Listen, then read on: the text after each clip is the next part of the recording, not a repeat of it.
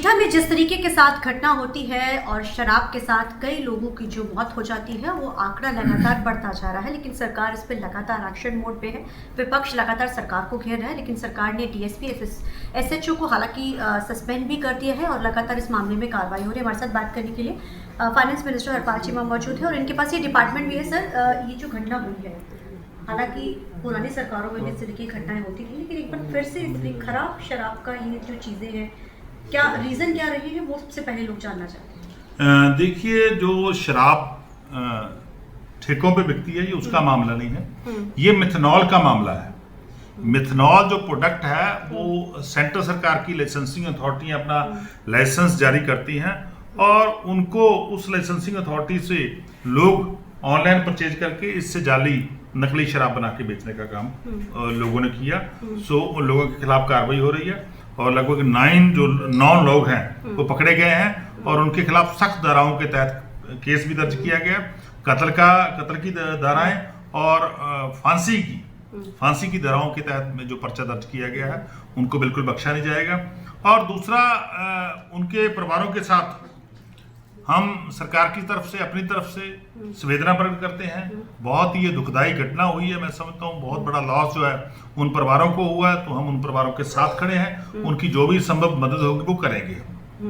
Sir, इसको लेकर चाहे विक्रम सिंह मजीठा पहुंचते हैं, वो कहते हैं कि सरकार को सबसे ज्यादा रेवेन्यू जो है इस शराब से ही आ रहा है या इससे आ रहा है, क्यों नहीं उनको मुआवजे की मांग कर रहे हैं। वही अगर बीजेपी की बात कीजिए, वो कहते हैं हम तो गवर्नर से इस पूरे मामले पे मिलने जाएंगे, क्योंकि ये बहुत बड़ी घटना है। 17 लोगों की मौत छोटा आंकड़ा नहीं होता है। देखिए, सबसे पहले जो गवर्नर साहब से मिलने जाते हैं वो सेंट्रल सरकार को तुरंत भारतीय जनता पार्टी वाले गुहार लगाएं कि सेंट्रल सरकार इसके जो है सख्त नियम बनाए कि ऑनलाइन बिक्री कैसे होती है।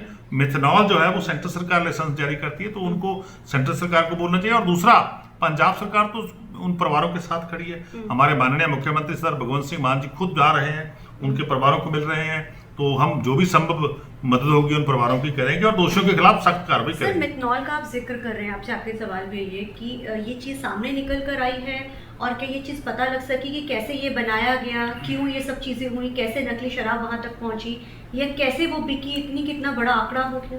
देखिए जी, इन्वेस्टिगेशन अब चल रही है। इन्वेस्टिगेशन अभी मैं समझता हूँ इनिशियल स्टेज पे है और 9 लोगों की गिरफ्तारी हो चुकी है। सो बिल्कुल, इथेनॉल जो होता है, कैसे पता चला? इथेनॉल जो होता है वो ह्यूमन कंजम्पशन के लिए होता है। जो शराब के ठेकों पे बिकती है उसमें इथेनॉल यूज किया जाता है। जो मिथेनॉल है वो इंडस्ट्रियल यूज के लिए होता है। जैसे हम कोई लकड़ की चीज बनाते हैं, कोई पेंट करते हैं, इंडस्ट्री में उसका यूज होता है। तो इसको मॉनिटरिंग जो है वो सेंट्रल सरकार करती है।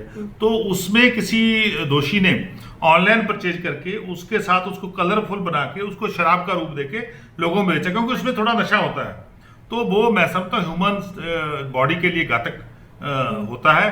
तो उन लोगों ने वहां बेचा, तो उनके खिलाफ जो हमने कत्ल की धारा दर्ज करके उसका केस दर्ज किया है। Thank you so much sir.